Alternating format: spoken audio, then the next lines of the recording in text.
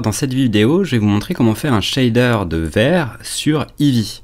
Comme vous le savez, sur Cycles, il est très facile de trouver des shaders qui permettent de faire du vert, mais sur Eevee, c'est un petit peu plus compliqué. Alors, je vais vous montrer comment le faire manuellement, directement, sur mon projet. Alors, sur mon projet, déjà, ce que je vais faire, c'est que je vais passer en mode de rendu. Sinon, là, ça va être un petit peu compliqué de voir le résultat. Là, j'ai fait apparaître un onglet de shading. Hop, juste ici, en faisant un glisser. Et on va créer un nouveau shader. Je vais appuyer là sur New. Et je vais l'appeler vert Eevee. Comme ça. Alors, je vais bien sûr, là, sur le côté droit, sur les réglages de rendu, non pas être sur Cycles ou Workbench, mais me mettre sur Eevee. Je vais me mettre sur Eevee. Et je vais commencer à glisser maintenant. Là, j'ai juste à faire glisser, déposer sur mes objets. Tac, on peut regarder s'ils ont bien été appliqués. C'est bon, on a appliqué notre shader sur le vert, on va pouvoir jouer avec les réglages du BSDF. Première chose à faire, c'est de passer la valeur de la transmission de la lumière à 1.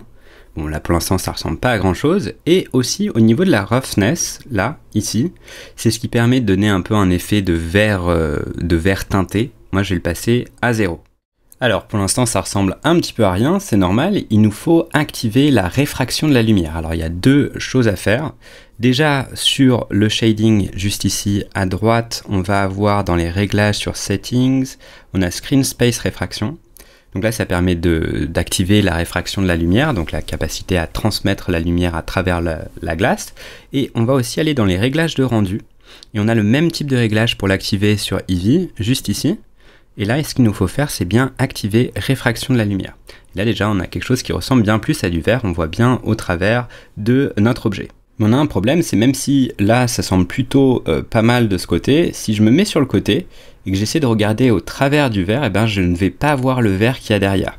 Bon, on va devoir régler ça dans le shader. En trichant, on va ajouter un autre BSDF qui s'appelle cette fois-ci transparent BSDF. Donc je le mets sur le côté et je vais mixer les deux BSDF, donc les deux shaders, pour avoir un résultat qui est cohérent. Alors le problème avec le transparent BSDF, c'est qu'il faut l'activer.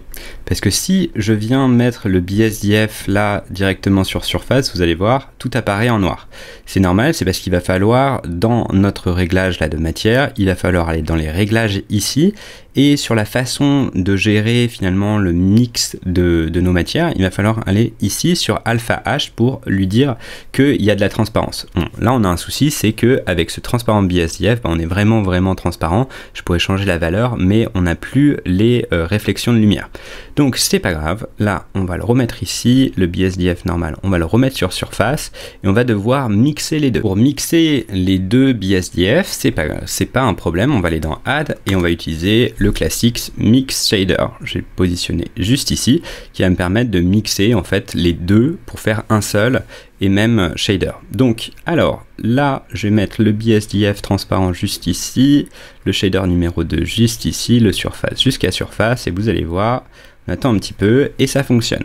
Je vais pouvoir jouer avec la transparence de ma matière, mais c'est pas tout à fait exact parce que en fait quand on regarde le vert sur les côtés, il y a plus de réflexion que dans l'intérieur du verre. Je sais pas si je me fais comprendre. Alors pour pouvoir simuler ça, on va un peu tricher, on va utiliser un autre nœud qui s'appelle le Fresnel. Alors, je vais essayer de vous le montrer. Le Fresnel, si je désactive là, est-ce qu'on va le voir? Hop. Le Fresnel, vous voyez, ça permet d'éclaircir sur les côtés et d'assombrir vers l'intérieur. Donc ce que je vais faire, c'est que là, le Fresnel, au lieu de le mettre sur surface, je vais lui dire que ça va être justement le facteur de mix du mix shader. Donc comme ça, il va bien récupérer les coins en plus ou moins clair et l'intérieur en plus ou moins foncé. Et là, je vais le remettre sur surface. Donc là, ça donnera déjà un résultat bien plus réaliste. Après, pour ce qui est du Fresnel, j'aimerais avoir plus de contrôle dessus. Donc je vais rajouter encore une fois un autre qui est assez classique, c'est le Color Ramp, qui va me permettre d'avoir plus de contrôle sur l'aspect Fresnel, en jouant notamment avec le dégradé ou alors simplement la couleur. On va essayer d'être un petit peu plus clair, vers un espèce de gris comme ça, vers un espèce de gris. Et là, franchement, bah, c'est plutôt pas mal. Je vais essayer de l'éclaircir encore un petit peu. Voilà, je vais l'éclaircir un petit peu. Et là, on a bien un shader qui fonctionne sur Eevee, alors que ça ne fonctionnait pas normalement. Les shaders qu'on utilise sont sur Cycles et ne fonctionnent pas sur Eevee. J'ai l'impression qu'il est encore un tout petit peu trop foncé.